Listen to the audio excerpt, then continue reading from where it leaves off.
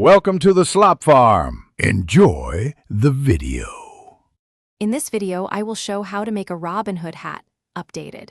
Cut a triangle from felt to match your head and leave a seam allowance, then trim a curved brim from a separate strip and pin it to the base. Fold the triangle into a cone and hand stitch or machine so the back seam with small, even stitches. Finish by shaping the brim and adding optional trim or a feather for character. Start by transferring markings from your paper pattern to the felt and cut carefully along the lines for clean edges. Notching the seam allowance every 1 inch helps the fabric ease around curves without puckering, and reinforcing the brim with interfacing keeps it stable. When stitching, use short, consistent stitches and press the seam allowances open gently. Try the hat on as you go to tweak shape and fit before adding trims.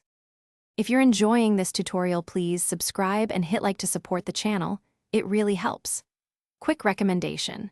Life's too short for sore feet, so go darn tough for socks that last and carry a lifetime warranty. They pair perfectly with long dress rehearsals or costume fittings. Check the description for the link and other deals so you can grab a pair, and now let's get back to the video.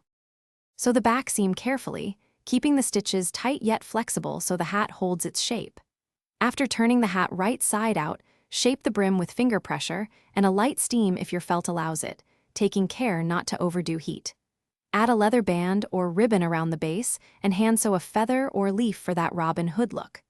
Try it on and adjust trims until it feels right. Thanks for watching. Consider subscribing if we helped you today.